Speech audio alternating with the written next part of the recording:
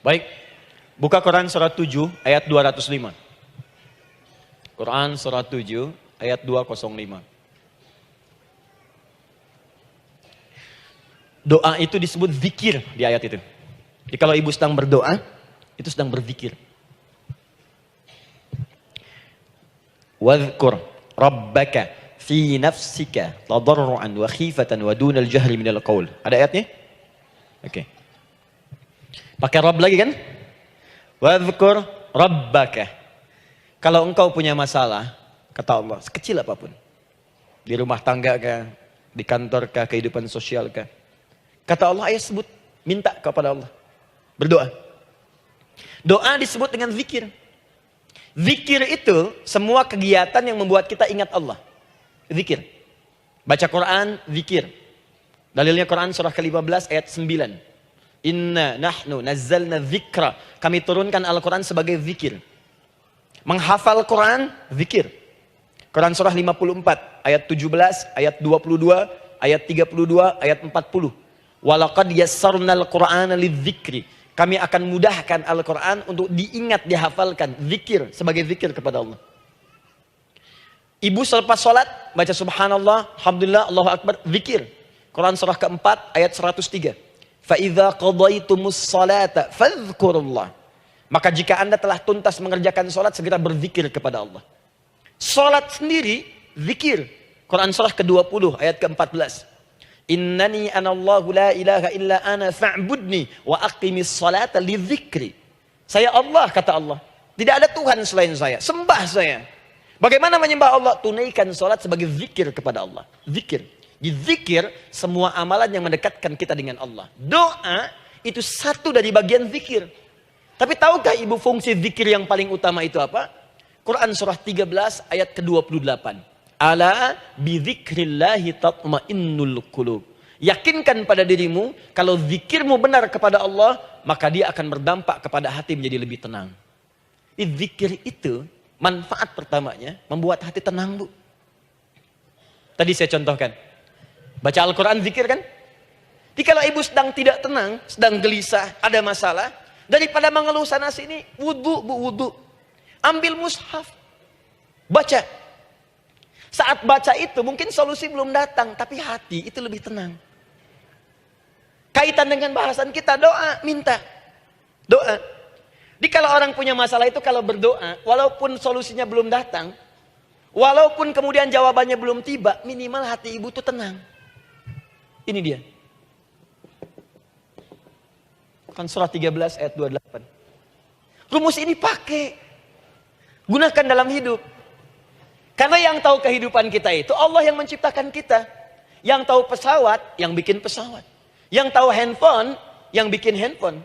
Yang tahu mikrofon, yang bikin mic-nya. Yang tahu kita, yang menciptakan kita. Ikutilah petunjuk Allah yang menciptakan kita, maka akan langsung terasa manfaatnya. Ibu tidak percaya, silahkan lakukan. Rasakan bedanya, bedakan rasanya, dan pasti akan terasa bedanya. Akan lain. Tuh. Doa. Tapi ingat yang paling penting kata Allah, doa itu bukan sekedar penting permohonannya, tapi menunjukkan status kita sebagai hamba di hadapan Allah Subhanahu wa taala. Jadi kalau ada orang selama hidup tidak pernah berdoa, artinya dia mengingkari status dia sebagai hamba di hadapan Allah Subhanahu wa taala. Mau menyejajarkan diri dengan Tuhan. Kan yang tidak pernah meminta itu Tuhan. Allah yang memberikan. Kalau manusia beda pasti minta. Artinya kalau ada manusia nggak pernah minta, seakan-akan bahasa halusnya, kamu ini ngaku jadi Tuhan. Saya tempatkan kau di neraka jahanam yang paling bawah. Jahanam itu, Bu, belum masuk saja sudah terasa. Terasa. Buka ibu Quran surah misalnya ke-40 Ghafir tuh. Ya, ayat 45 sampai dengan 47-nya. Sebelumnya lagi lihat Quran surah ke-8 ayat ke-50. Itu penghuni neraka, Bu, yang bukan jahanam saja. Penghuni neraka itu kalau mau meninggal itu dipukulin dulu malaikat. Depan belakangnya. Ayo, kamu keluar. Lama amat keluarnya rohnya katanya. Takut karena nggak punya bekal. Kan maaf ya, kaidah mengatakan orang nggak punya bekal itu takut pulang, apalagi orang merasa salah. Anak ibu berbuat kesalahan, mau pulang takut kan? Takut. Jadi kalau ada anak takut pulang, salah dia. Salah. Kemana anak nggak pulang-pulang? Pasti ada yang salah karena nggak berani pulang. Jangankan salah, nggak punya bekal saja, malu pulang. Lihat ibu waktu Ramadan usai, mau mudik, Idul Fitri. Kan pada mudik kan? Kenapa mau mudik dan senang mudik? Karena punya bekal, Bu. Dikumpul-kumpulkan tuh selama 11 bulan. Untuk 1 bulan saja. Itu pun paling berapa hari. Kumpulin. Terus telepon keluarga. Insya Allah aku pulang hari ini. Wah, senang semuanya. Padahal mudiknya cuma pakai motor, Bu. Motornya bebek, bekalnya singa. Serius saya, motor bebek bekal singa. Ada kardus belakangnya. Tulisin. Terus tambah pelepah pisang buat begini. Belakangnya ditulisin, aku pulang sayang. Jalan, mudik. Terus yang di rumah kan senang nerimanya. Kenapa? Karena ada yang pulang dan bawa bekal. Saya pernah tanya pada seseorang, kenapa Anda nggak mudik? Nggak ada bekal Ustadz, nggak ada bekal, malu pulang. Kebayang nggak saat pulang menghadap Allah nggak punya bekal? Malu pulang, apalagi punya banyak salah. Jadi nggak mau keluar rohnya. Malaikatnya geram, dipukulin sama malaikat. Pukul depannya, pukul depan. Kamu ini cepat keluar, cepat keluar, cepat keluar. Keluar. Malu pulang. Tapi kalau punya bekal enak. Dan yang nyambut langsung malaikat. Bahkan nanti ada satu amalan saat dikerjakan. Itu orang ini sudah masuk surga. Tapi semua malaikat di semua pintu surga yang 8 itu datang mengunjungi dia mengucapkan selamat. Itu ada di Quran surah 13 ayat 24. Salamun alaikum bima sabartum fa ni'ma uqbaddar. Selamat ya saat di dunia sabar mencari bekal. Dan ini bekal terbaik yang kamu dapatkan. Silahkan nikmati surga yang kamu rindukan itu. Ini nikmat-nikmatnya tempat yang pernah nanti kamu kunjungi. Dan tinggal abadi di situ. Yang nyambut malaikat. Bayangkan semua malaikat, Bu. Semua malaikat dari pintu surga datang nyambut dia. Wah, Masya Allah, malaikat Jibril, Israfil, malaikat maut. Maaf ya, dicabut kemarin. Biasa, selamat. Dunia aja kalau ada yang nyambut senang kan? Rumah dicet, datang, sambut depan rumah, semua hidangan ada. Oh, Masya Allah. Bahkan yang tidak ada jadi ada. Luarnya kongguan, dalamnya rangginang gitu kan. Wah, muncul semua.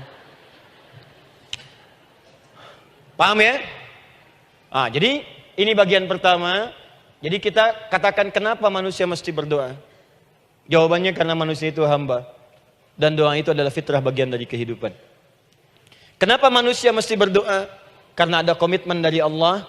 Setiap dia mendapatkan sebuah persoalan, maka Allah akan jawab dan berikan jawaban dari semua persoalannya. Jalan mendapatkan jawaban itu adalah doa. Kenapa manusia mesti berdoa? Karena dia butuh dengan Allah. Dan puncaknya, kenapa dia mesti berdoa? Karena Allah ingin membahagiakan kehidupan dunianya sebelum sampai keabadiannya di akhirat. Jadi ketika kita berdoa, sebetulnya kebaikan untuk kita karena Allah ingin kita bahagia. Ingin mudah hidupnya. Jadi kalau ada orang nggak berdoa, sesungguhnya dia sedang menyulitkan diri sendiri dalam kehidupan dunianya sampai ke akhiratnya. Jelas sampai di sini? Masya Allah. Alhamdulillah. Baik, kalau sudah paham, saya hapus ini, kita masuk bagian yang kedua. Hapus lagi. Sab Muslimah edisi ke-15. 15 kali datang sendiri, ngulangin sendiri, nulis sendiri, ngapus sendiri. Masya Allah. Tinggal lihat, catat, masuk surga. Masya Allah.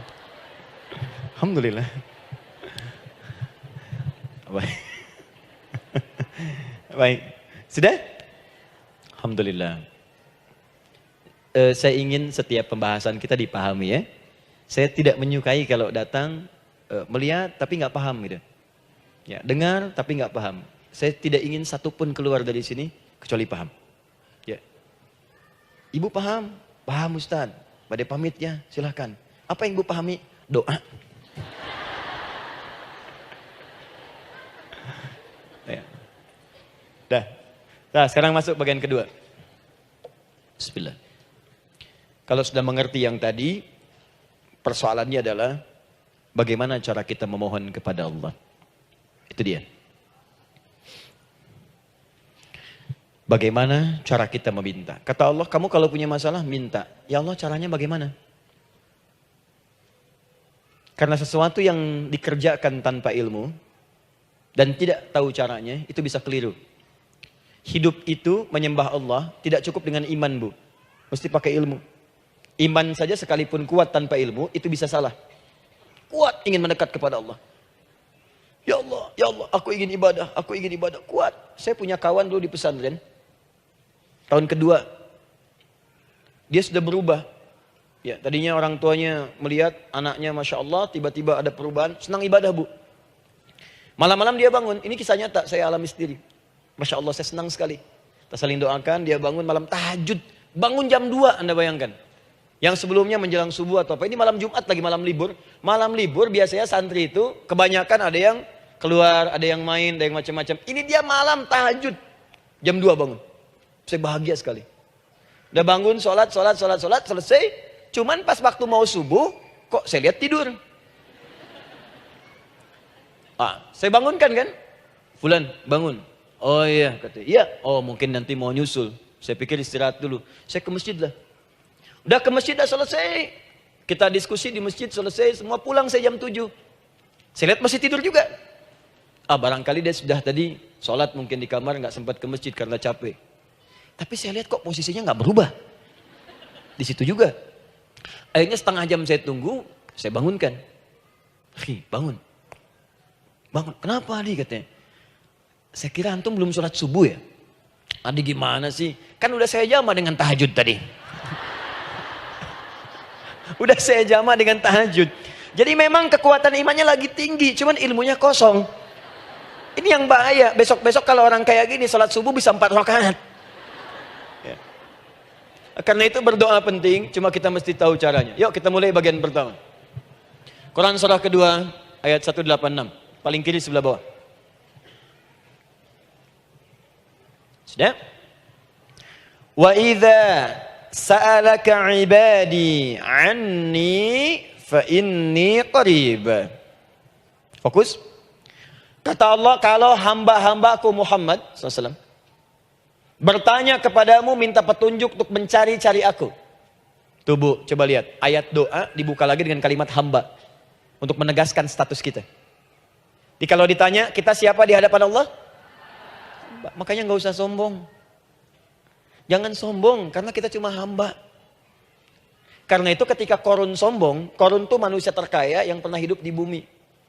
Hartanya Bu, ini saya kasih bocoran sedikit, kunci berangkasnya saja, kemana-mana itu suka dibawa, dipikul paling sedikitnya 8 bodyguard, cuman bawa kunci berangkas saja begini. Di Korun pengen ngasih tahu, kalau ada yang pengen nyuri di tempat saya silahkan aja, ini aja bodyguard saya ngangkat kuncinya susah. Korun. Jadi kalau Anda tidak sekaya Korun, jangan ikutan sombong, telat. Telat, gak ada kerjaan, sudah ada yang lebih kaya. Ya. Dan apa yang terjadi? Fakhosabna kata Allah, kami telan. Likuifasi. Telan oleh bumi semua. Dengan kekayaannya semua habis. Jadi ketika ada seseorang yang lupa dengan statusnya sebagai hamba, maka Allah akan memberikan pelajaran kepadanya. Untuk taubat. Kalau nggak mau taubat juga, telan habis. Untuk menunjukkan kamu tuh bukan Tuhan, saya Tuhannya. Maka jangan ikutan sombong. Kalau ada yang baru punya Ferrari, Lamborghini, Lamborghini, ya. Wow, bikin rame di jalan, cuman nggak update status, kasih tahu, maaf mas, telat. Itu gambaran hidup. Dan ingat, setiap dibuka dengan kalimat permohonan, itu kalimatnya hamba. Hambaku, hambaku, hambaku. Termasuk mau minta taubat, hamba. Quran surah 39 ayat 53. Qul ya ibadiyalladzina asrafu ala anfusihim la taqnatu min rahmatillah. Katakan Muhammad pada hambaku yang merasa banyak dosa, pengen berdoa minta taubat. Kata Allah, hamba. Saya terima taubatnya, hamba. Ini ya. Ini pun adab yang pertama dari Al-Qur'an, adab yang pertama, kalau kita ingin berdoa dan doa itu cepat ingin dikabulkan, maka berdoalah dengan cara menghamba di hadapan Allah Subhanahu wa taala. Jangan merasa tinggi.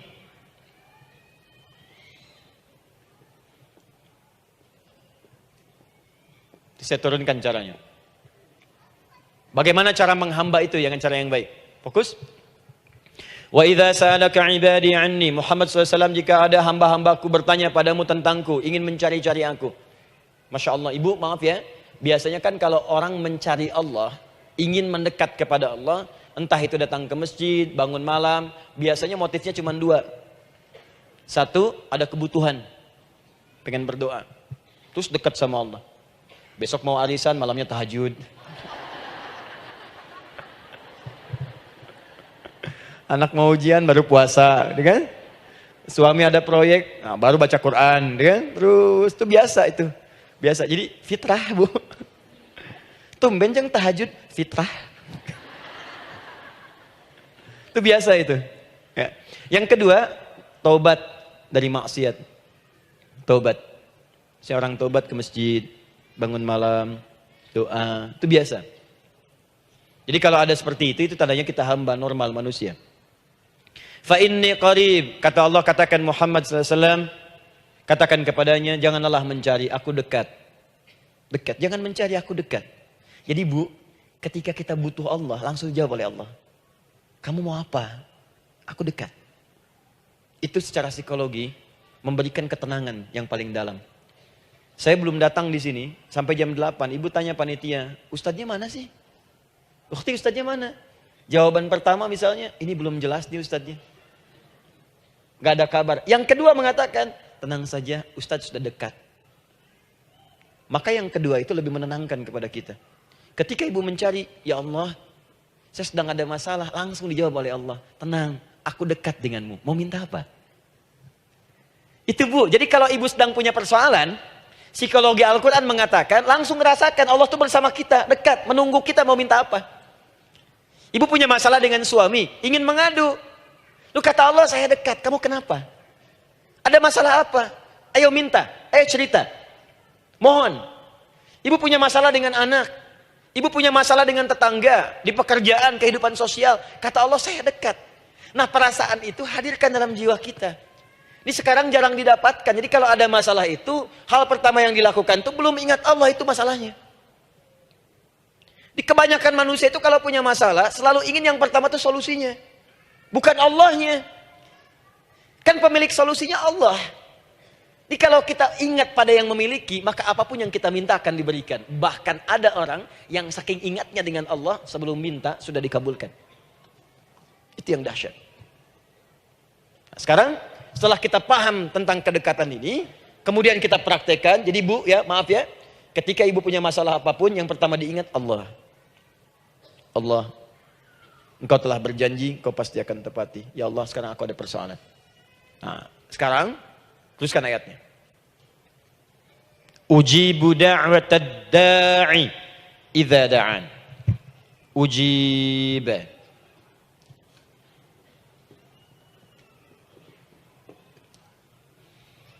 Ujibu da'watad da'i idza da'an. Aku pasti akan menjawab, mengabulkan setiap doa hambaku jika dia bermohon kepadaku. Saya ingin ajarkan sedikit di gramatikal bahasa Arab. Ujib itu disebut dengan fi'il mudhari namanya. Saya kasih rumus cepat Bu ya. Insya Allah kalau ibu fokus dengan rumus ini, ibu nanti bisa memahami Al-Quran dengan baik. Saya kasih satu kalimat. Hafalkan baik-baik. Ini gampang kok. Anita. Ya, Anita. Sudah? Anita. Baik. Hamzah, nun, ya, ta. Satukan Anita. Kalau di dalam kalimat ibu baca Al-Quran, di depannya ada huruf hamzah ini, atau nun, atau ya, atau ta, maka itu rumus mudhari namanya. Gak usah dihafalkan mudharinya, ya, gak usah dihafalkan sampai bikin misalnya satu ungkapan Anita istrinya pamudhari, gak usah, gak ada kerjaan, ya, gak usah dihafal. Saya hanya ingin tunjukkan pemahaman. Kalau ada bentuk seperti ini punya 3 makna. Kalau dalam bahasa Inggris itu disebut present, ya, continuous, dan future. Present, continuous, and future. Sekarang, terus, sampai kapanpun. Sekarang, terus berlangsung, continuous, and future. Sampai kapanpun di masa depan.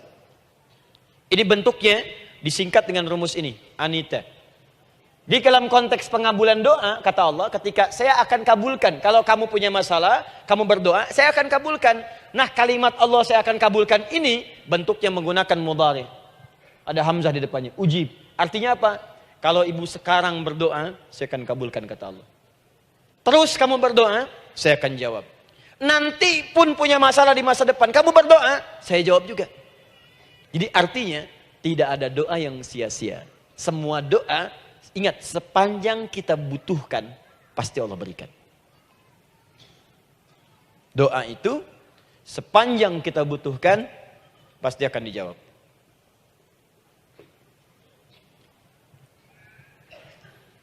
Nanti kapan dijawabnya, seperti apa jawabannya, nanti bagian ketiga. Kadang-kadang minta sekarang, dijawabnya nanti. Minta sekarang, dijawab sekarang. Ada yang mintanya A, dijawabnya B, itu yang paling dahsyat. Ya. Jadi kalau saya tanya, kalau kita berdoa, dijawab tidak oleh Allah?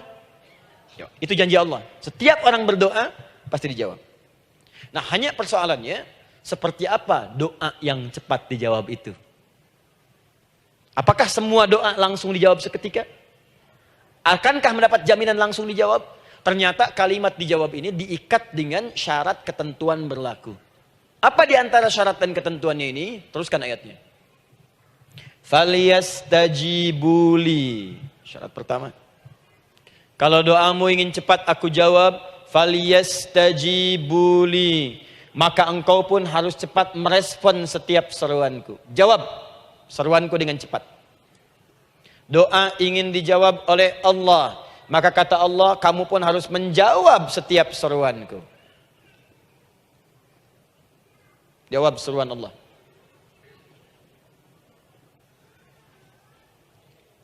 Ayo respon, adil. Maunya dapat gaji aja, kerja nggak mau. Ya? Apa ibu pikir duduk manis, santai di ruangan tengah? Tiap bulan suami datang berikan uang belanja? Belum tentu. Kalau sikap tidak bagus, ya interaksi tidak mulia, maka belum tentu itu didapatkan. Maka syarat pertama kata Allah, kalau doamu ingin cepat aku jawab, maka setiap aku seru, cepatlah engkau kemudian kerjakan dan jawab itu. Jadi ternyata seruan Allah itu terkait berkelindan dengan pengabulan doa. Jadi ketika ibu diseru oleh Allah, diminta diperintahkan sesuatu oleh Allah, sebetulnya itu kunci untuk mendapatkan jawaban doa kita, Bu. Dipanggil kita, ayo cepat datang ke sini. Mau minta apa? Minta, saya kasih. Apa di antara kunci doa itu, Ustaz? Yuk kita lihat. Adalah jawaban dari seruan Allah. Apa di antara seruan Allah itu? Saya beri contoh satu misalnya. Allah perintahkan kita untuk sholat. Bahkan diseru, diingatkan 5 kali dalam sehari. Sholat. Bukankah kita diseru, Bu? Dipanggil 5 kali sehari untuk sholat? Allahu Akbar, Allahu Akbar. Ya? Diingatkan kan? Ayo, ingat Allah, ingat Allah, ingat Allah, ingat Allah. Allah Maha Agung, Maha Besar semuanya. Dan seterusnya. Perhatikan baik-baik. Apa tujuan Allah menyuruh kita dalam sholat? Ternyata bukan ingin memberikan beban ruku dan sujud. Bukan sujudnya yang penting. Karena semua makhluk tidak sujud pun tidak akan menurunkan status Allah sebagai Tuhan. Allah tetap Allah, gak ada ruginya. Yang rugi kita, ternyata ketika disuruh sujud, disuruh ruku itu, ternyata yang ditunggu itu bukan ruku sujudnya. Allah nunggu, punya masalah apa? Mau minta apa? Karena itu dalam ilmu fikih, ibu buka semua kitab fikih. Salat itu secara bahasa disebut dengan doa. Nama lain dari doa adalah salat. As-salatu hiya doa. Salat adalah doa. Karena itu semua bacaan dalam salat doa semua. Coba lihat. Baru takbir Allahu Akbar, doa iftitah. Al-Fatihah doa, Bu, jangan dikira Al-Fatihah nggak ada doanya. Nih, nanti saya berikan cepat ya. Ini highlight dulu. Highlight dulu. Dalam salat itu ada 4 keadaan. Ingat ini baik-baik. Nanti ibu manfaatkan minimal zuhur lakukan. Ada berapa keadaan? 4. Ada 4 posisi, 4 keadaan dalam sholat. Yang kalau ibu berdoa benar, meminta di situ dengan benar, itu seketika akan dikabulkan. Seketika.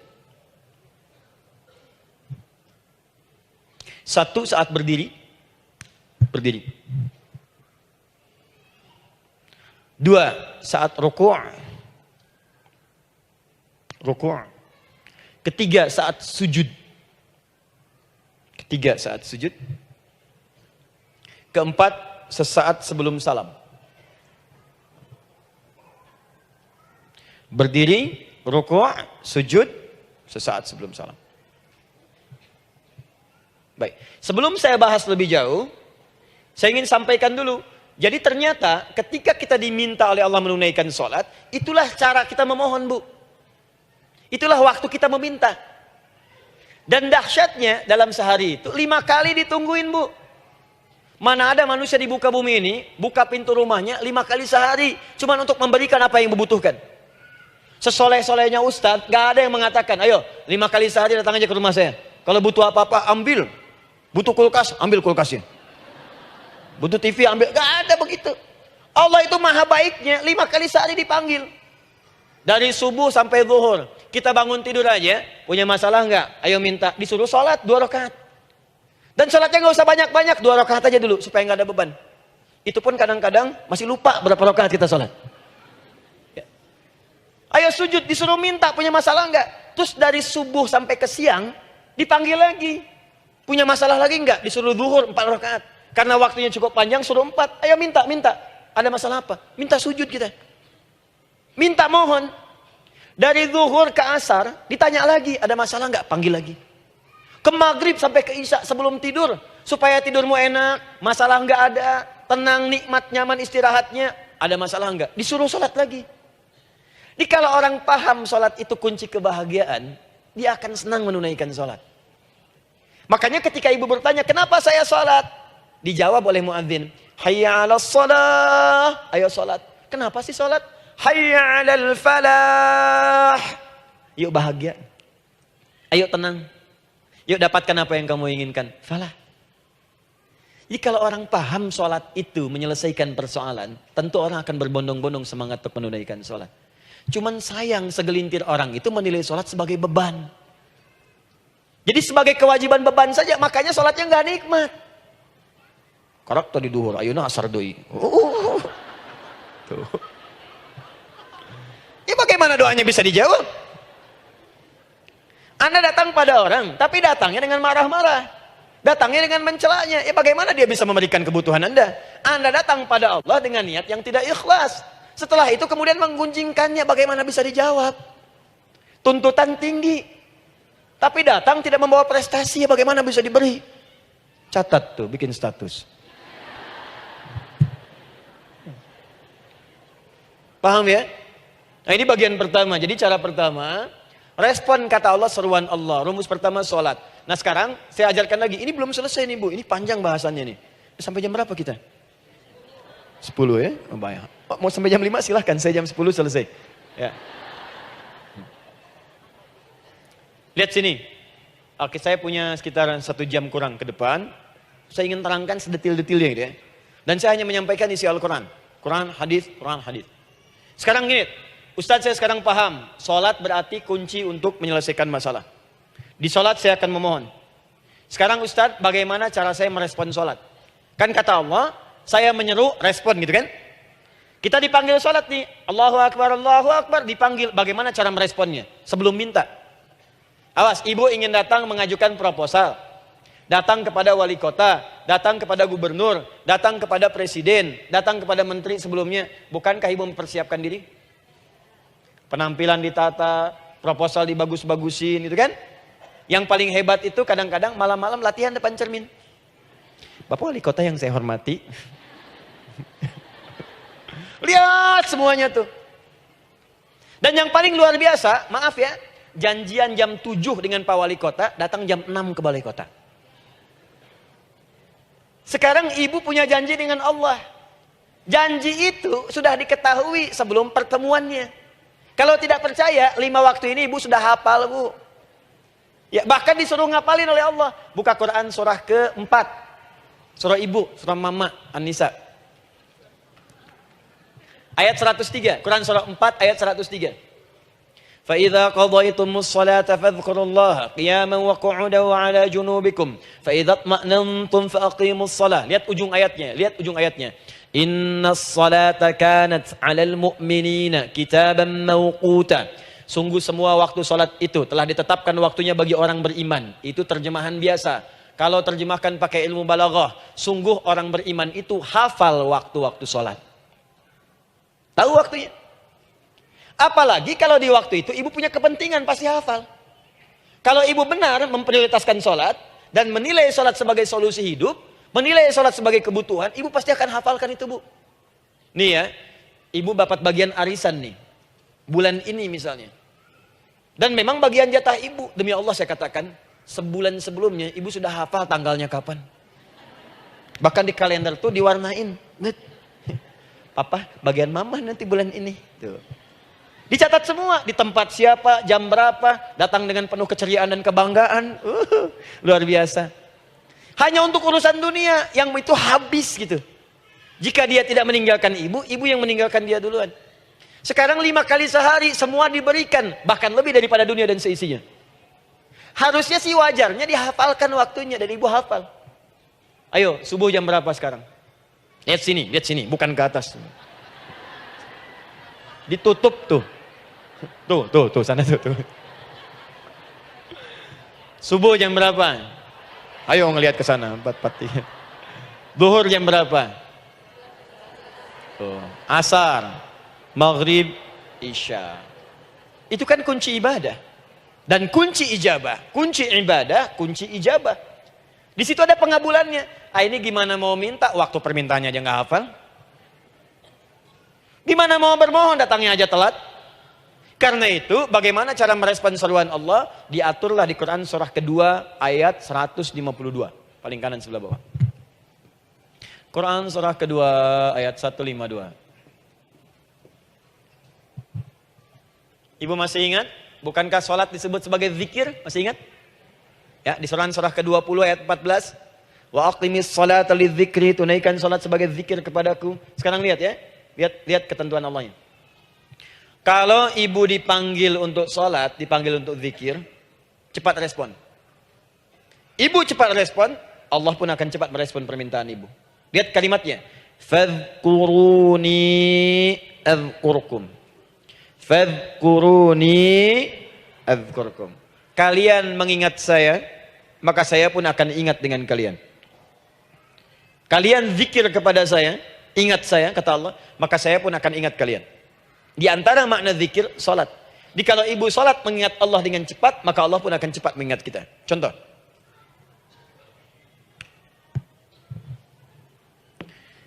Saya ambil waktu subuh misalnya. Di Bandung 4:33. 4:43. Oh, lihat kesan lagi terjadi perbedaan pendapat. Ya. Ada yang 4:33, ada yang 4:34, ada yang 4:35 dan seterusnya. Yang ambil tengah-tengah lah, 4:35 misalnya. Dalam 4:35. Lihat sini, fokus. Allahu Akbar, Allahu Akbar. 4:35. Dipanggil salat, diseru. Kan tadi rumusnya di Quran surah 2 ayat 186. Faliyastajibuli. Kalau diseru cepat jawab, gitu kan? Nah, terus diseru 4:35 adzan. Allahu Akbar, Allahu Akbar. Begitu diseru, ibu langsung datang. Ya Allah, sudah adzan, seruan nih, saya siap-siap, saya ingin minta sesuatu. Nah, orang yang datang saat dia diseru Allah, dia pun datang kemudian untuk menyerunya, maka Allah pun akan menjawab apa yang ia mohonkan saat ia bermohon kepadanya. Perhatikan, dipanggil oleh Allah lewat suara muadzin, Allahu Akbar, dia merespon cepat, siap salat. Maka dia pun ketika memanggil Allah, seketika Allah pun akan jawab padanya. Sesuai dengan kadar responnya. Dipanggil saat itu, dia menjawab. Maka Allah pun akan ingat kepadanya hanya saat dia memanggil saja. Di saat panggil, diingat. Panggil, diingat. Jelas? Ini yang hebat. Dipanggil 4:35. Allahu Akbar, Allahu Akbar. Dia sudah ingat dari sejak jam 3:45. Dia bangun jam 3. Bisa. Padahal belum dipanggil. Datang. Bahkan Masya Allah, melakukan warming up dulu. Tahajud. Istighfar. Baca Al-Quran sebelum dipanggil. Masya Allah Bu. Ibu mau datang misalnya ke istana. Janjian jam 7, datang jam 6. Di situ ibu kerjakan yang baik-baik dulu. Wah, lihat. Terus kelihatan CCTV kan. Wah, ini orang bagus banget nih. Mulia, bagus. Sampah diambilin, disapu. Kelihatan. Itu ibu belum datang pun udah dipanggil duluan. Ada orang yang belum dipanggil sudah datang menghadap Allah. Tahajud dia, zikir dulu, istighfar dulu. Ini orang, maaf ya, walaupun dia belum memanggil Allah, Allah sudah menyelesaikan semua persoalannya. Di orang-orang yang selalu ingat kepada Allah, walaupun Allah dalam waktu tidak memanggilnya, maka Allah akan mengingatnya sekalipun orang ini belum bermohon kepadanya. Maka ibu nanti akan temukan orang-orang yang langsung diselesaikan persoalannya oleh Allah bahkan sebelum dia bermohon kepadanya. Ada orang yang seakan gak punya masalah, Bu. Bukan gak punya masalah, sebab setiap dia punya masalah, masalahnya diringankan oleh Allah. Seakan-akan gak ada beban. Ah, ini indah hidupnya. Enak. Butuh sesuatu, sebelum nyari, datang. Ada persoalan, senyum dikit, selesai. Orang macet mengeluh, bikin status, dia macet malah senang. Dan hatinya dilapangkan oleh Allah. Bayangkan ada janji rapat jam 9, setengah 9 masih macet. Diprediksi di Google, akan sampai 2 jam lagi. Yang lain mengeluh, telepon sana, telepon sini, ini. Dia enggak aja, lapang aja. Alhamdulillah ya Allah, kasih macet. Murotal, saya mau dengerin surah Al-Baqarah. Buka, hafalin. Partnernya nelpon. Sampai di mana, akhi? Ini sampai di surah Al-Baqarah ayat 186. Tidak ada yang sia-sia dari Allah. Sabar ya di sana. Ya, atau kita bisa koneksikan dari sini, apa yang bisa saya selesaikan sekarang di sini. Sehingga sampai sana kita tinggal kesimpulan saja. Tenang hatinya. Ada gerasak, gerusuk, gulisah gini, telepon sana sini, klaksonin. Dasar lampu merah, lama, birunya sebentar. Padahal biru nggak ada, yang ada hijau kan. Jadi kalau sudah begitu enak, Bu. Yang perempuan ada di Quran Maryam. Maryam kan perempuan. Dan Maryam itu bukan nabi, bukan rasul. Ingin memberikan pesan kepada ibu, perempuan dimanapun. Tidak harus jadi nabi supaya doa cepat dikabulkan.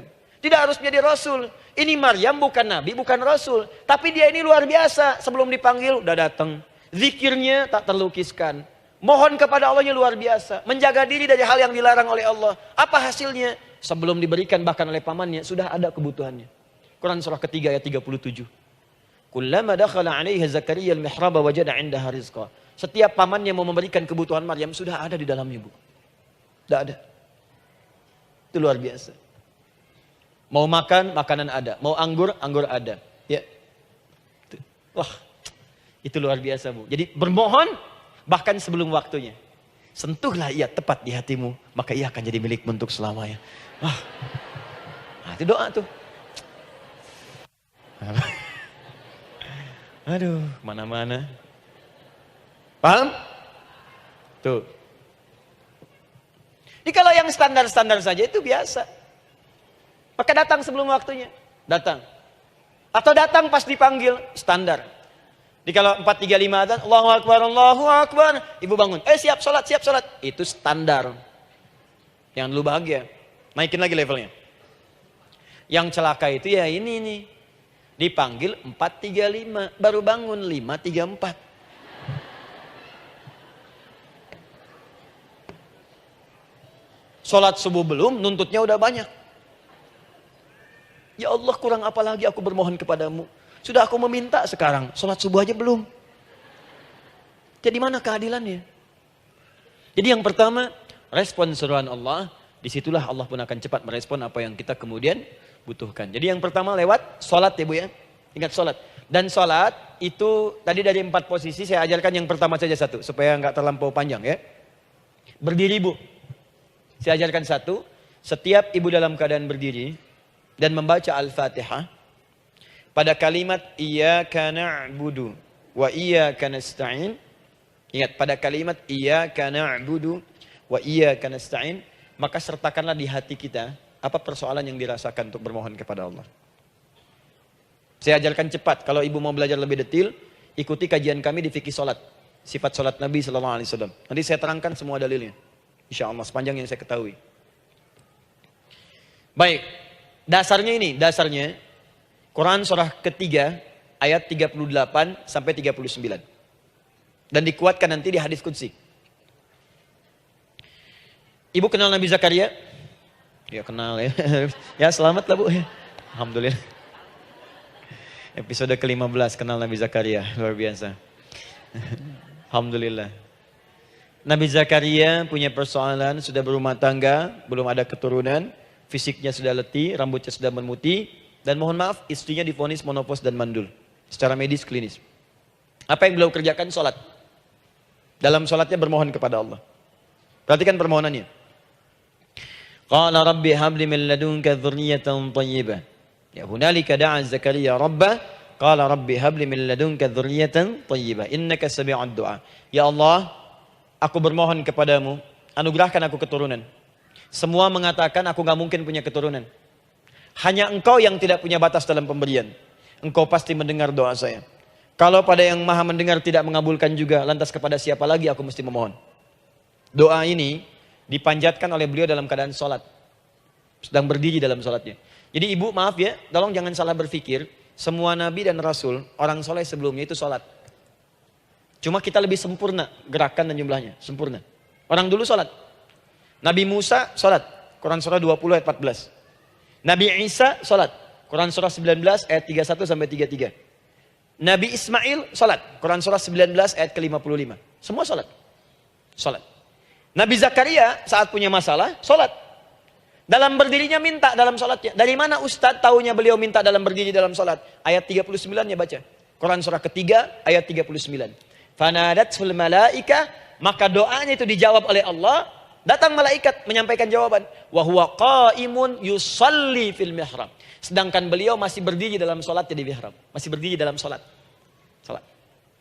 Di dalam sholat itu minta. Makanya semua bacaan sholat itu permintaan. Isinya. Dan dikabulkan oleh Allah. Annallaha yubashshiruka bi Yahya. Allah kasih kabar gembira. Engkau akan punya anak. Langsung namanya dari Allah Yahya. Artinya hidup. Yang mustahil menurut manusia. Lahir dari rahim seorang perempuan yang divonis menopause dan mandul menurut medis. Kata Allah tidak ada yang mustahil bagiku. Lahir dan hidup dia, Yahya. Kapan terjadinya? Sedang sholat. Kapan saat sholatnya? Berdiri. Nah yang paling menarik bu, umatnya Nabi Muhammad SAW ditunggu oleh Allah 5 kali dalam sehari. Dan dimintakan sebelum sholat untuk menyiapkan permohonannya. Maka turunlah Quran surah kedua ayat ke-45. Ibu lihat ayatnya. Wasta'inu bis-sabri was-salah. Bahkan ditegaskan lagi. Di Quran surah kedua ayat 153. Paling kanan sebelah bawah. Ya ayyuhalladzina amanu ista'inu bis-sabri was-salah. Yang pertama gak pakai panggilan iman. Wasta'inu. Kata Allah, hey, kalau kamu punya masalah, jangan mengeluh, jangan berkeluh kesah, jangan terlampau banyak gelisah, cepat siapkan dirimu untuk menunaikan sholat. Siapkan permohonanmu, minta kepada aku lewat sholat. Kalau belum yakin, disebutkan imannya. Ya ayyuhalladzina amanu, hai orang-orang yang masih merasa punya iman, katanya punya iman. Jadi kalau ibu nggak mau minta lewat sholat, dipertanyakan imannya. Kamu punya iman nggak? Kata Allah, yakin nggak dengan saya? Kalau punya masalah jangan mengeluh. Datang pada saya minta. Lewat sholat, saya panggil sholat minta. Kalau masih merasa punya iman. Tuh, iman kita tuh dipertaruhkan di situ. Nah sekarang, saya berikan rumus bahasanya. Allah memanggil kita dengan bentuk jama, perintah jama. Wasta'inu, wasta'inu. Itu bentuk perintah. Wasta'inu, bentuk perintah.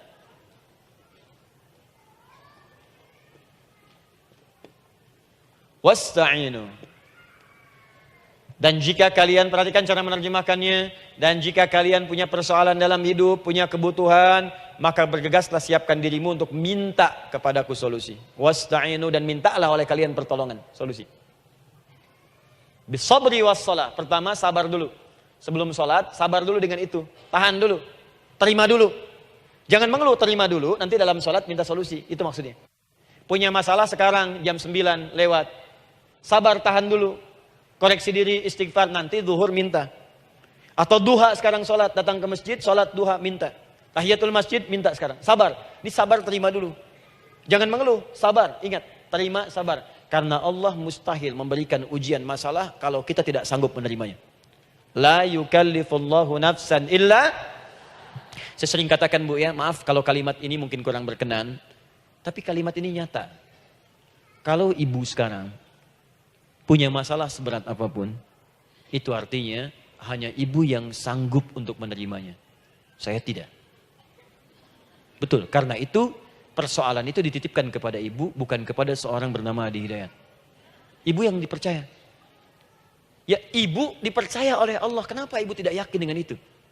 Karena cuma ibu yang bisa mengatasi. Ibu yang mampu, saya tidak. Karena itu dititipkan pada ibu. Kaidahnya, la yukallifullahu nafsan illa wus'aha. Allah nggak akan berikan beban, ujian, masalah kalau dia nggak mampu. Artinya kalau saya nggak mampu, saya nggak dikasih. Ibu mampu, ibu diberi. Jangan mengeluh.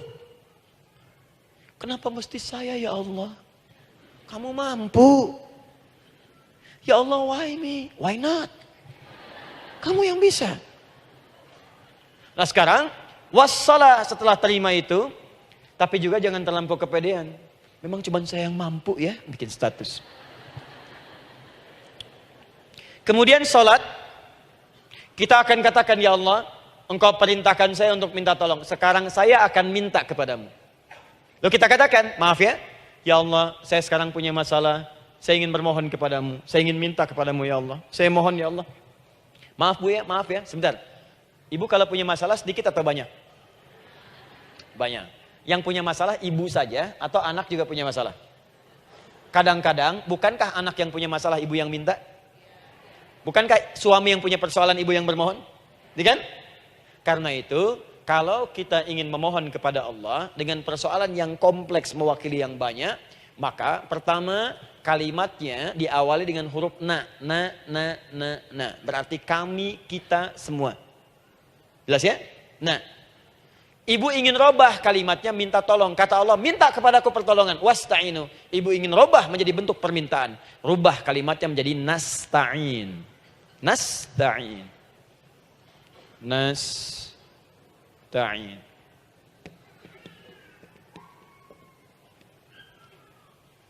Wasta'inu nasta'in. Minta kepada siapa tadi? Allah. Boleh minta kepada selain Allah? Tidak. Hanya kepada Allah saja? Hanya kepada Allah saja. Hanya kepadamu ya Allah. Tidak kepada yang lain. Maka kalimatnya menjadi iyyaka. Iyyaka. Hanya kepadamu saja ya Allah. Engkau berjanji, kalau ada masalah minta aku berikan. Sekarang hanya kepadamu saja ya Allah, aku bermohon.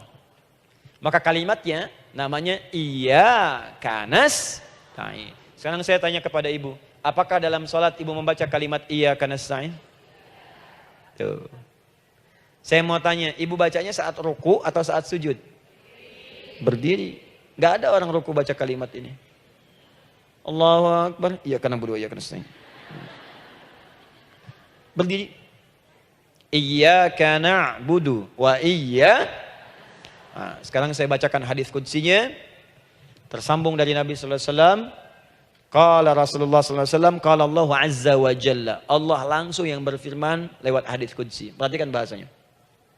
Qasamtu shalah baini wa baina 'abdi. Saya bagi dalam salat itu dua bagian, antara hak aku dan hak hambaku. Wali 'abdi ma sa'ala. Dan jika benar hambaku menunaikan kewajibannya dengan baik, menjaga hak-hak aku, maka pada saat itu apapun yang dia minta dalam salat aku akan berikan. Apapun. Kapan itu terjadi? Perhatikan kalimatnya. Idza qala al-'abdu, kalau hamba mulai membaca dalam salatnya, alhamdulillahi rabbil alamin.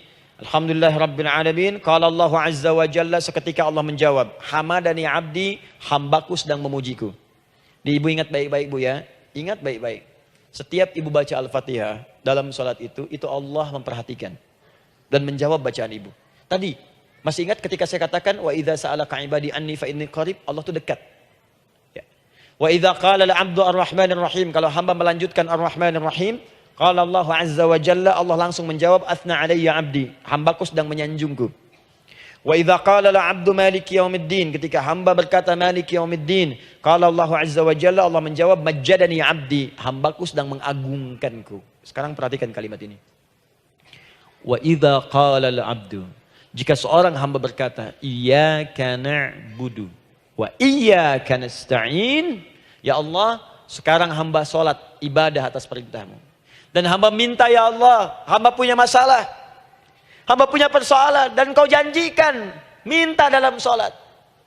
Qala Allah azza wa jalla, Allah jawab, hadza baini wa baina abdi, inilah perjanjian aku dengan hambaku. Wali abdi, Kalau hambaku benar salatnya sampai bacaan ini, masalah apapun yang dia minta sekarang, aku akan kabulkan. Dalam berdiri. Cuman sayang, kadang-kadang dalam keadaan ini banyak yang tidak minta. Maka caranya saya sampaikan yang pertama, kalau ibu sudah sampai ke bacaan ini, iyyaka na'budu wa iyyaka nasta'in, sertakanlah dalam hati ibu. Gak usah dilafadzkan. Sertakan, ibu punya masalah apa? Atau secara umum minta solusi. Minta. Nabi itu kalau sholat, Nabi SAW kalau sholat, itu kalau baca ayat-ayat Quran, itu seringkali berhenti, Bu. Sering berhenti. Kalau dalam ayat doa, beliau berhenti, mohonkan dengan baik. Kalau ayat-ayat surga, minta supaya umatnya ke surga. Ayat-ayat neraka, mohon supaya umatnya dibebaskan dari neraka. Minta. Kesaksiannya banyak. Hudzaifah al-Yamani pernah sholat di belakang Nabi, begitu. Abdullah bin Mas'ud radhiyallahu ta'ala anhu sholat di belakang Nabi, begitu. Ubay bin Ka'ab radhiyallahu ta'ala anhu sholat di belakang Nabi, begitu. Di kesaksian mereka sama semua. Makanya seringkali itu nggak sadar, enak sholat dengan Nabi itu. Nyaman. Kalau baca ayat surga seakan-akan pengen cepat ke surga. Kalau baca ayat doa berdoa, jadi nggak sadar. Rakaat pertama 100 ayat aja Al-Baqarah. Ya, kadang-kadang lewat ke Ali Imran. Pernah rekornya 5 juz 4 halaman, An-Nisa ayat 176 baru berhenti. Ya walaupun besoknya nggak pada ikutan lagi. Ya, karena merasa ini kapan rukunya gitu, sekarang atau nanti, sekarang atau nanti. Tapi enak. Nah, saya ajarkan satu hal, kalau kita sampai pada bacaan Al-Fatihah tadi, jeda sejenak, Bu, rasakan itu, minta. Minta. Setelah itu, Allah ajarkan satu lafaz, kalau lafaz ini benar dibacakan oleh ibu, benar dibacakan, maka seketika doa akan dijawab. Langsung dikabulkan. Apa bacaan itu? Nanti dalam pelajaran selanjutnya kita akan bahas ya, insya Allah. Masih ada waktu? Oh ya, kalau masih kita bahas ya. Masih. Ada sesi mau jawab pertanyaan dulu, diskusi dulu, atau saya teruskan sebentar? Teruskan ya. Baik, kalau kita sampai jam 10, saya jeda sampai ke 9.45. Jadi 15 menitnya kita bisa diskusi ya. Baik. Apa lafaz yang kita bisa mohonkan? Teruskan ayatnya. Ihdinas siratal mustaqim. Ihdinas siratal mustaqim. Ihdinas siratal mustaqim. Ini Bu, nanti Ibu lihat dalam kajian tafsir yang kami sampaikan, juga dalam kajian fikih salat saya bahas dengan detail. Di sini singkat saja, singkat padat. Ihdina itu, ya Allah berikan kami hidayah, berikan kami jalan, berikan kami petunjuk, tunjukkan kami jalan yang lurus. Kalimat ihdina asalnya dari kata hidayah. Hidayah, jamaknya hudan. Ihdina, berikan kami hidayah, berikan kami hudan. Kalau tunjukkan kami jalan yang lurus, itu terjemahan Bu. Terjemahan. Kalau ibu ingin makna tafsir per huruf, per kalimat, bahkan per harokat, itu semua ada maknanya. Karena semua kalimat Quran itu mukjizat. Ihdina dari kata hidayah, hudan, berikan kami hidayah. Hidayah dalam bahasa Arab itu banyak maknanya. Bisa solusi dari semua persoalan. Bisa jalan menuju kemudahan. Bisa kesuksesan. Bisa petunjuk, banyak. Kalau dikumpulkan namanya hudan. Hudan. Makanya Al-Quran disebut hudan. Karena di Quran ada semua. Solusi ada, petunjuk ada, kemudahan ada. Dzalikal kitabu la raiba fi hudal. Al-Quran hudan. Syahrul Ramadan alladzi unzila fihi al-Quran hudan linnas. Isi Quran semua hudan. Di situ ada solusi. Di situ ada petunjuk. Di situ ada kemudahan. Kalau kita ingin minta semua itu, kalimatnya dikatakan fi'il amr lit talab, permohonan dalam bentuk kalimat permintaan. Ihdina, berikan kepada kami hudan. Kalau sudah mengatakan ihdina artinya minta solusi, minta kemudahan, minta petunjuk. Jadi ketika ibu mengucapkan kalimat ihdinas siratal mustaqim, itu artinya ya Allah berikan kepada kami solusi dari masalah yang sedang saya hadapi. Berikan petunjuk dari persoalan yang sedang saya jalani. Berikan kemudahan ya Allah dari kesulitan yang tengah saya hadapi. As-siratal mustaqim, yang lurus, yang gampang. Karena jalan yang gampang itu lurus, gak berkelok Bu. Langsung ke tujuan. Saya mau ke sini jalannya belok-belok, gak langsung kan gak enak. Ibu mau ke satu undangan, jalannya belok sini, belok sini, belok sini, belok sini. Kelokan 9, kelokan 7, kelokan 8. Ya. Kan rasanya berliku. Ibu ingin mendapatkan solusi, tapi dilempar-lempar. Ke sini dulu, berkelok. Sini dulu, sini dulu, sini dulu. Kenapa gak ibu lurus dapatkan langsung? Dalam bahasa Arab, apalagi kalimat yang fasih, mendapatkan sesuatu dengan gampang, dengan mudah. As-siratal mustaqim, lurus ke tujuan, cepat, mudah. Apalagi ke surga nanti. Tunjukkan kami jalan yang lurus, yang benar. Hak dari Allah dan mudah didapatkan. Itu maksudnya. Ini bukan sekedar tunjukkan jalan yang lurus. Solusi yang mudah, yang gampang, yang cepat. Paham di sini ya? Seperti orang-orang dulu mendapatkannya. Siratal ladzina an'amta 'alaihim. Seperti orang dulu mendapatkan semua kenikmatan ketika mereka bermohon kepadamu ya Allah. Siapa mereka? Ada 4 golongan. Disebutkan di Quran surah keempat ayat 69. Ada para nabi, orang-orang jujur siddiqin, para syuhada, dan orang-orang soleh. Ya, wa may yuti'illaha wa rasul fa ulaika ma'al ladzina an'ama Allahu 'alaihim minan nabiyyina was-siddiqina wasyuhada was-shalihin.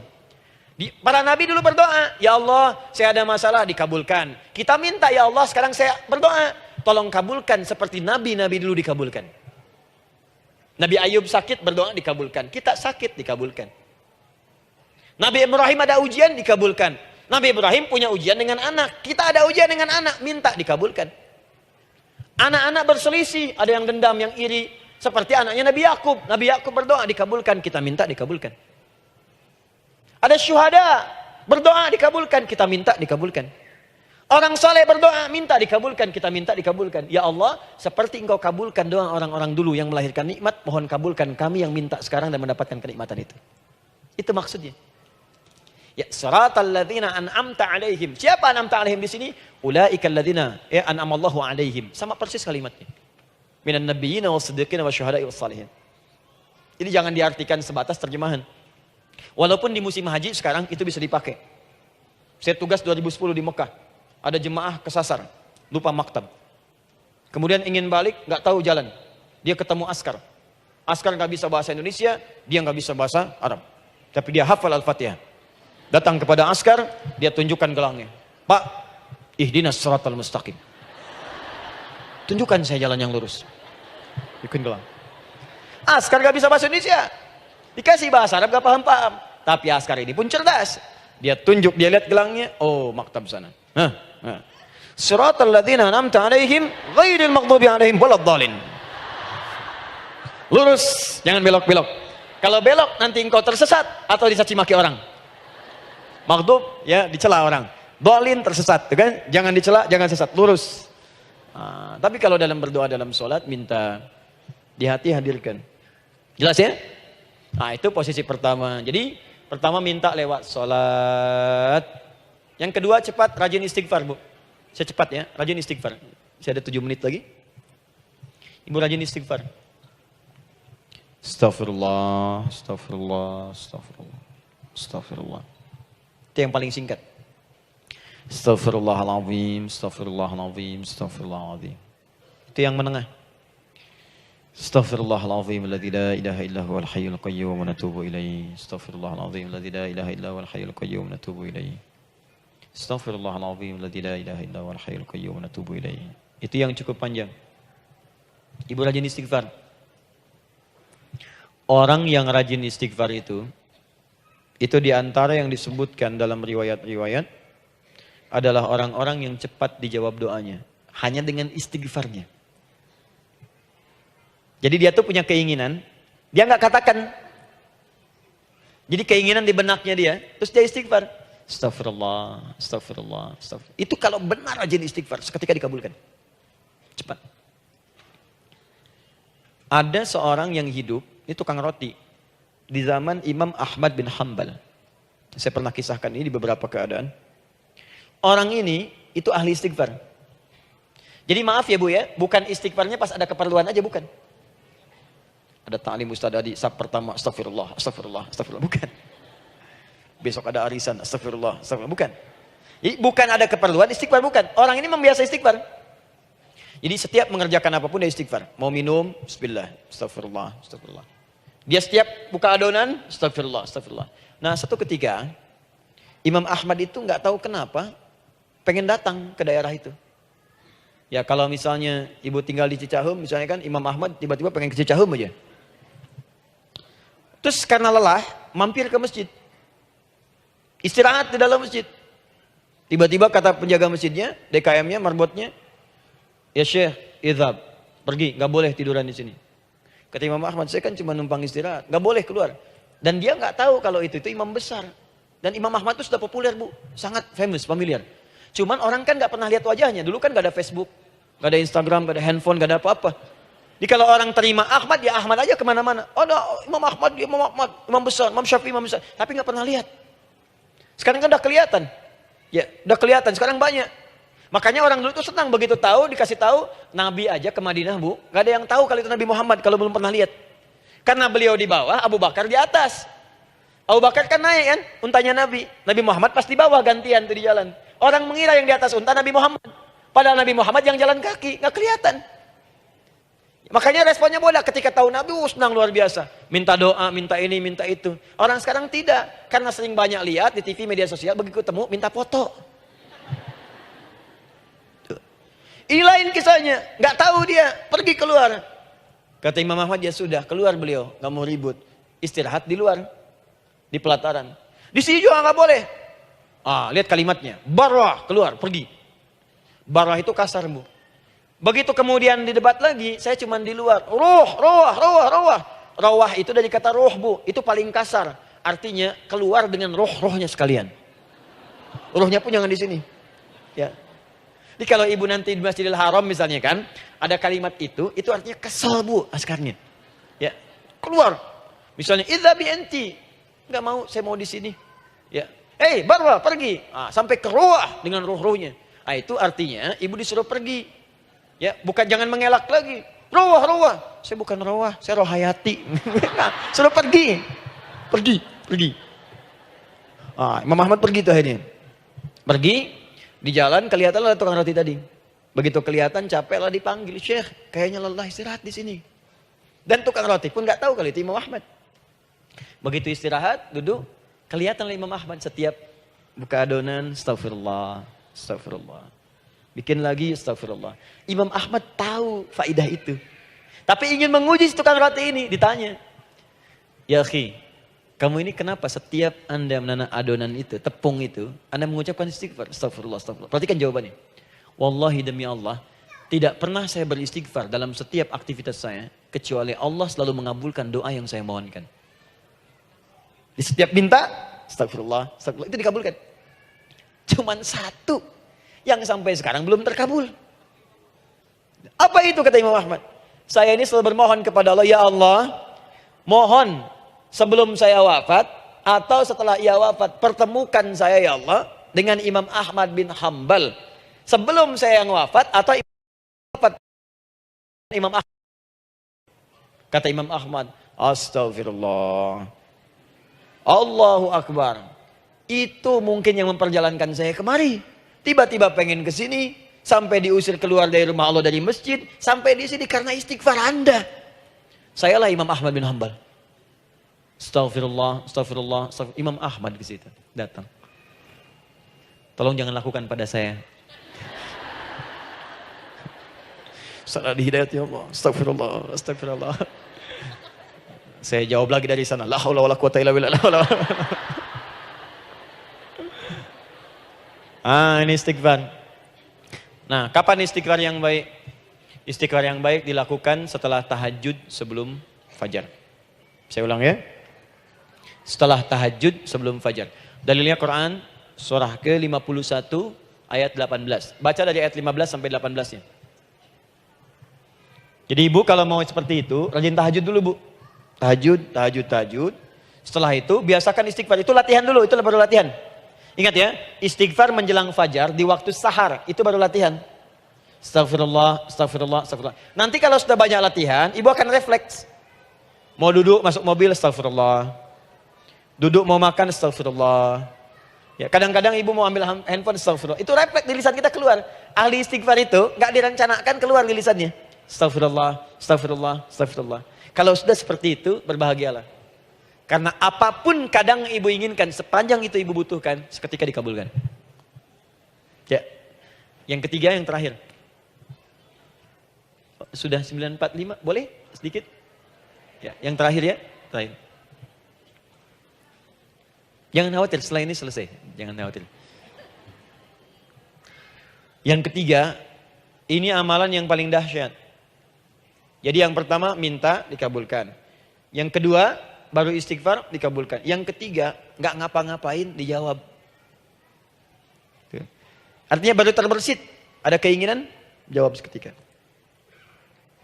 Amalan yang ketiga ini adalah amalan yang dikerjakan karena cinta kepada Allah Subhanahu wa taala. Mahabbatillah, kecintaan kepada Allah. Amalan yang dikerjakan karena cinta kepada Allah Subhanahu wa taala. Amalannya mencintai Allah. Beda, Bu. Salat dengan cinta dibandingkan dengan salat karena memenuhi kebutuhan atau kewajiban saja, itu akan lain. Ibu kalau benar-benar mencintai Allah, maka dalam salat pun persiapannya akan beda. Saya beri contoh gini ya. Dari pakaian akan lain kata Al-Quran. Quran surah 7 ayat 31. Ya bani Adam khudhu zinatakum inda kulli masjid. Hei anak cucu Adam, kalau ada panggilan dari masjid, kenakan pakaian terindahmu. Di orang-orang yang mencintai Allah saat akan sholat, dia akan perhatikan dari pakaiannya. Jauhkan dari yang haram. Terus cari yang paling baik yang dia kenakan. Gak akan sembarangan. Kalau ibu pakai mukena juga cari mukena yang paling indah. Bukan karena pengen dilihat orang. Karena ingin Allah menyaksikan sholat ibu dalam keadaan yang sempurna. Wudu itu hati-hati gitu. Quran surah ke-5 ayat ke-6. Ya ayyuhalladzina amanu idza qumtum ila shalah faghsilu wujuhakum wa aydiyakum ilal marafiq wamsahu bi ru'usikum wa arjulakum ilal ka'bain. Dikala ada orang beriman mencintai Allah, mau salat dia mau wudu, wudunya enggak akan sembarangan, Bu. Cuman basuh. Ya, bagian kepala juga harusnya kepala, dia rambut, takut selesai. Sampai ke kaki cuma disodorkan di keran, beres. Itu sih anak kecil juga bisa. Orang ini lain. Dia akan pelan-pelan dilihat secara sempurna. Hati-hati, dikerjakan karena Allah, karena ingin baik. Kalau orang sholat, hanya kebutuhan saja, maka yang penting dia takbir sampai salam selesai. Tapi ini tidak. Dia akan pelajari bagaimana Nabi mengajarkan sholat yang benar. Bagaimana bacaan saya benar. Dia belajar ngaji supaya benar bacaan Fatihahnya. Dia belajar dengan baik supaya khusyuk di dalam sholatnya. Dia pahami satu-satu. Apa artinya Allahu Akbar? Apa artinya Subhana Rabbiyal Azim? Apa artinya Subhana Rabbiyal A'la? Apa artinya Sami Allahu liman hamidah? Dipahami. Di begitu dia sholat dan baru takbir sudah paham isinya. Jika ada orang seperti ini, dia mengerjakan apa yang Allah perintahkan karena cinta dengan Allah. Dia berzakat karena ingin mencintai Allah. Dia berinfak karena cinta dengan Allah, bukan karena uangnya. Pokoknya kalau orang cinta itu, Bu, setiap pecinta dia akan memberikan apapun pada yang dicintai. Walaupun tadi minta. Dan pecinta itu sifatnya, kalau yang dicintainya senang sesuatu, akan otomatis ikut senang. Ibu misalnya senang ya dengan pasangan sebelum menikah. Pasangan senang kucing, ibu akan terpaksa senang kucing. Ibu cinta dengan anak, semua akan diikuti apa yang diinginkan. Seperti itu, cinta itu butuh pembuktian. Karena itu sering saya katakan pada akhwat ya yang belum menikah, yang masih muda-muda belum menikah, cinta itu butuh pembuktian. Jadi jangan percaya kalau ada orang yang bicara di lisannya nggak ada buktinya. Aku akan seperti Dilan membawamu dalam motorku. Katakan padanya, aku tak butuh dengan rayuan kata-katamu. Itu hanya angin surga. Yang kubutuhkan, tuliskan namaku di buku nikah kita. Wah, catat. Itu caranya. Main ke Taman Dilan, cuman boncengan. Seakan dunia milik berdua, yang lain nggak ada. Gombal. Udah ya? Jelas? Jadi amalan yang ketiga ini kerjakan karena Allah. Saya mau contohkan satu. Ibu pernah dengar Imam Malik bin Anas? Pernah ya? Gurunya Al-Imam Asy-Syafi'i, Imam Malik bin Anas, lahir di kisaran tahun 94-95 Hijrah. Siap, Kang Dan. Wah, ini terakhir nih, saya tutup nih. Benar-benar terakhir. Betul-betul. 10 menit lagi kalau ada nanti tanya jawab, sedikit. Imam Malik ini, Bu, itu Masya Allah. Saking cinta pada Allah dan Rasul, itu tidak pernah, jangankan sholat. Dalam beliau memberikan fatwa pun, akan mencari pakaian yang paling bagus. Paling indah. Dan beliau menjaga adab dalam menyampaikan kalimat Nabi pun, itu luar biasa. Sampai satu kali pernah pakai jubah bagus, indah, ada lebah menyengat di kepalanya, sedang menyampaikan hadis, saking hormatnya terhadap hadis Nabi, lebah itu dibiarkan menyengatnya. Nggak mau memutus kalimat Nabi, hadis Nabi, hanya untuk mengusir lebah, dibiarkan sampai tersengat. Apa yang Allah berikan kepada beliau? Allahu Akbar. Satu kali, singkat, berdiskusi dengan muridnya Al-Imam Asy-Syafi'i. Kata Al-Imam Asy-Syafi'i, ya guru, setahu saya rizki itu dicari dulu, baru dikasih. Imam Malik lebih tinggi ilmunya pada saat itu. Beliau tahu ada 8 jenis rizki. Ya Syafi'i, ada rizki yang tidak perlu dicari, Allah berikan. Wah, berdebat tuh sampai berpisah. Setelah itu secara singkat Imam Asy-Syafi'i lewat di kebun anggur sedang panen anggur besar.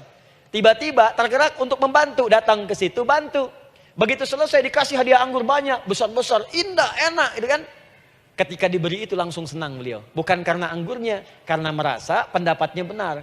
Jadi begitu bekerja baru dapat. Dibawalah anggur ini diberikan pada gurunya. Perhatikan adabnya terhadap guru. Jadi kalau ibu adabnya bagus pada guru, keberkahan dapat, ilmunya pun menghunjam di jiwa. Imam Syafi'i nggak merasa benar, tapi memberikan sebuah jawaban dengan adab. Guru, tadi itu ada panen anggur, saya mencoba membantu. Begitu saya bantu, dikasih anggur, dikencangkan kalimatnya. Begitu saya bantu, dikasih.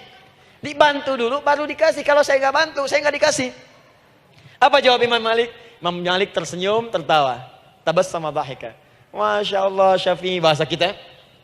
Tadi itu saya keluar, mau ngajar. Siang-siang terik begini, saya kepikiran, ya Allah, kalau makan anggur yang enak-enak, enak banget sekarang ini. Ada anggur sekarang. Tuh. Murid berikhtiar, guru mendapatkan hasil. Setelah itu Asy-Syafi'i naik dan jadi bintang di zamannya, sampai kekinian pun luar biasa. Dan mendapatkan barakah gurunya, seperti gurunya dapatkan, muridnya pun meraihnya. Itulah 3 cara bagi kita untuk bermohon kepada Allah. Jika ingin dipercepat oleh Allah, bisa lewat salat, bisa lewat istighfar, bisa juga dengan menciptakan amalan-amalan, atau mengikuti amalan-amalan yang dicintakan atau ditujukan untuk mencintai Allah Subhanahu wa Ta'ala. Ibu bisa paham ini? Baik. Kemudian berdoa. Tapi yang jadi masalah, Ustadz ketika berdoa, kok belum dikabulkan juga? Apa ciri doa dikabulkan? Seperti apa kita tahu doa kita dikabulkan? Itu mungkin kita bahas di episode yang berbeda insyaallah. Alhamdulillahi rabbil alamin. Ar-Rahmanir Rahim. Maliki yaumiddin. Iyyaka na'budu wa iyyaka nasta'in. Ihdinas siratal mustaqim. Siratal ladzina an'amta 'alaihim ghairil maghdubi 'alaihim waladdallin.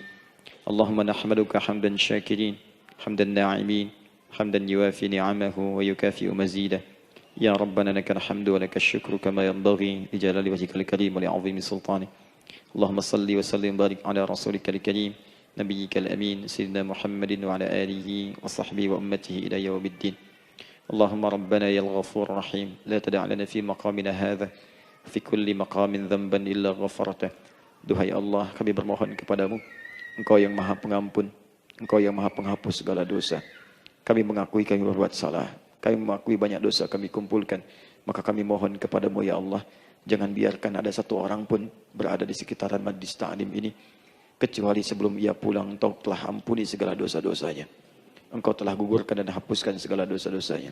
Wala hamman illa farajtah. Ya Allah, jika ada satu orang pun di antara jamaah saat ini yang merasakan kegelisahan dalam hatinya, jangan biarkan dia meninggalkan area majlis ta'lim ini, kecuali Engkau telah tenangkan keadaan hatinya. Allahumma wala maridan illa syafaitah. Jika ada di antara kami yang tengah Engkau uji dengan penyakit seberat apapun, maka mohon angkat dan sembuhkan segala penyakitnya. Allahumma wala dainan illa qadaitah. Ya Allah, jika ada di antara kami yang berat hidupnya karena lilitan utang piutang, terjebak riba dan sejenisnya, maka mohon ya Allah dengan keikhlasan amalannya, mohon angkat dan berikan rizki limpah terlimpah kepada yang untuk melunasi utang-utang dan terbebas dari lilitan riba dan semacamnya. Allahumma ya arhamar rahimin. Allahumma tubna ilaika min kullil ma'asi. Ya Allah, kami ingin memperbaiki diri kami. Kami bertobat dari segala maksiat yang pernah kami kerjakan. Allahumma asli ahwalana ma yuqarribuna ila ridhak. Ya Allah, kami bermohon kepadamu, mulai hari ini, mohon bimbing kami untuk memperbaiki diri, supaya kami bisa lebih dekat denganmu ya Allah. Allahumma asli azwajana. Ya Allah, kami mohon sayangi dan perbaiki ya Allah akhlak suami-suami kami. Ya Allah, mohon bimbing suami-suami kami jadi suami yang baik, membimbing keluarga menjadi keluarga yang saleh. Allahumma ya Allah, Allahumma arsyad wa aslih ya Allah azwajana, zawjatina. Ya Allah, demikian dengan istri-istri kami ya Allah. Jadikan mereka perempuan-perempuan yang salihah, bimbing menjadi ibu-ibu yang baik. Allahumma abnana, auladana, dzurriyyatina. Allahumma aslih lahum ya arhamar rahimin yakunu salihin, liyakunu su'ada fid dunya wal akhirah. Ya Allah, anak-anak kami, cucu-cucu kami khawatir berpisah dengan mereka di akhirat nanti. Kami mohon ya Allah, jika memang ada maksiat yang mereka kerjakan karena dosa-dosa kami mohon ampun ya Allah. Perbaiki anak-anak kami, bimbing cucu-cucu kami ya Allah. Jadikan mereka anak-anak saleh, anak-anak yang bisa memberikan mahkota kepada kami di akhirat ya arhamar rahimin. Kami malu dengan anak orang lain yang telah hafal Al-Quran. Kami malu dengan anak orang lain yang telah mampu tahajud. Kami malu dengan anak orang lain yang telah bisa membaca Al-Quran dengan baik. Sedangkan anak kami masih sibuk dengan dunia, ya Allah. Kami takut bila wafat tidak bisa memberikan petunjuk kepada mereka dengan izin-Mu. Allahumma ya arhamar rahimin. Allahumma idza kana hunalika baqiyati ayyamina faj'al baqiyata ayyamina ya Allah hayatan thayyibah. Duhai Allah, kami bermohon kepadamu, jika memang terbentang masa kehidupan bagi kami sampai dengan hari esok, maka mohon jadikan sisa-sisa hidup kami lebih baik daripada hari-hari yang sebelumnya. Wa idza kana hadzal yawm min akhir ayyamina faj'al ya Allah hadzal yawm husnal khatimah. Ya Allah, kami mohon, jika memang hari ini adalah hari terakhir kami hidup dan harus kembali kepadamu untuk wafat, mohon jadikan di hari ini kami husnul khatimah. Allahumma qawwi lisanana ila kulli kalimat at-tauhid la ilaha illallah Muhammadur Rasulullah. Ya Allah, kami mohon, jika kelak kami akan wafat, ringankan lisan kami untuk mengucapkan kalimat tauhid la ilaha illallah Muhammadur Rasulullah. Wa ajib kalimatan bi qaulika ya ayyatuhan nafsul mutmainnah irji'i ila rabbika radiyatan mardiyah fadkhuli fi ibadi wadkhuli jannati. Ya Allah, kami mohon kelak nanti dalam sakaratul maut nanti, jika kami bermohon kepadamu dengan kalimat tauhid la ilaha illallah, mohon jawab kalimat kami ya Allah dengan panggilanmu yang indah. Ya ayyatuhan nafsul mutmainnah, hai jiwa yang sudah tenang, irji'i ila rabbika radiyatan mardiyah, hai cepat pulang menghadap kepada Rabbmu. Hai cepat pulang menghadap kepada Rabbmu. Hai cepat pulang menghadap kepada Rabbmu. Aku ridha dengan semua amalmu, engkau pun akan ridha dengan semua pemberianku. Adkhuli fi ibadi wadkhuli jannati. Engkau aku masukkan dalam golongan hambaku, aku siapkan surga untuk menyambutmu. Allahumma ishtaqna bi Rasulillah sallallahu alaihi wasallam. Ya Allah, kami rindu sekali dengan Rasulullah sallallahu alaihi wasallam. Lam na'ish ma'ahu fil hayat wa lam narahu fil manam. Kami belum pernah hidup bersama beliau di dunia, tidak mampu menatapnya di alam mimpi. Maka mohon ya Allah, jangan biarkan kami berpisah dengan Rasulullah di akhirat nanti ya Rabbal Alamin. Jumpakan kami dengan Rasulullah di Taman Firdaus yang paling indah. Allahumma ya arhamar rahimin. Allahumma rizqna yusra ya Allah. Likullil hujjaj. Ya Allah, anugerahkan kemudahan, kelapangan kepada para jemaah haji yang berhaji tahun ini ya arhamar rahimin.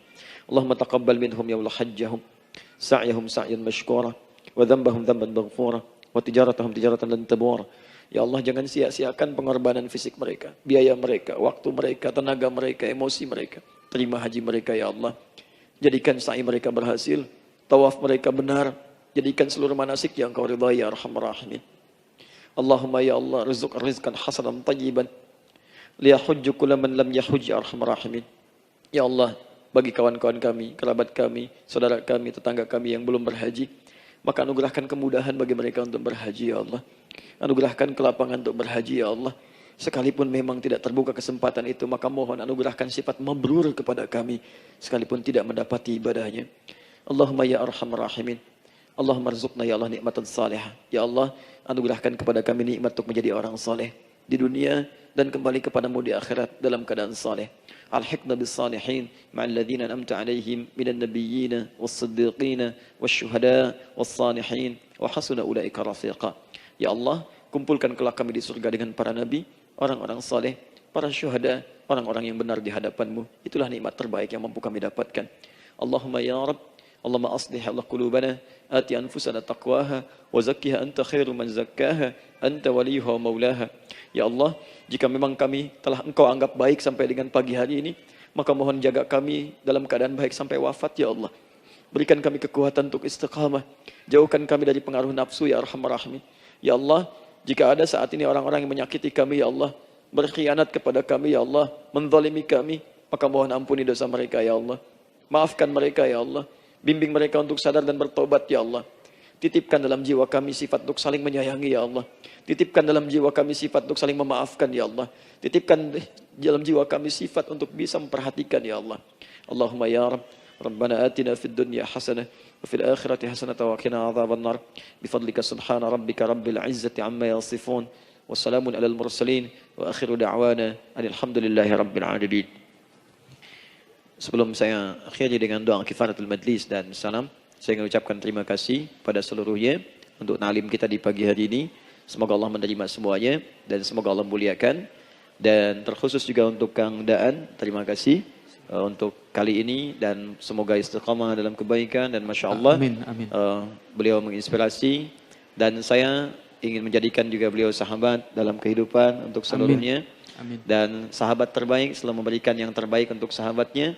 Karena itu di pagi hari ini saya ingin sampaikan kepada Bapak Ibu sekalian, Bapak mungkin yang hadir, Ibu yang hadir, saya ingin berikan pada sahabat saya satu anugerah yang mungkin Allah titipkan. Saya akan ajak Kang Daan untuk menunaikan ibadah umrah dengan saya di bulan September insya Allah. Saat kami akan berangkat pada tanggal 9 September tahun 2019. Saya kira itu dan semoga bermanfaat insya Allah. Baik. Semoga Allah muliakan untuk semuanya. Terima kasih.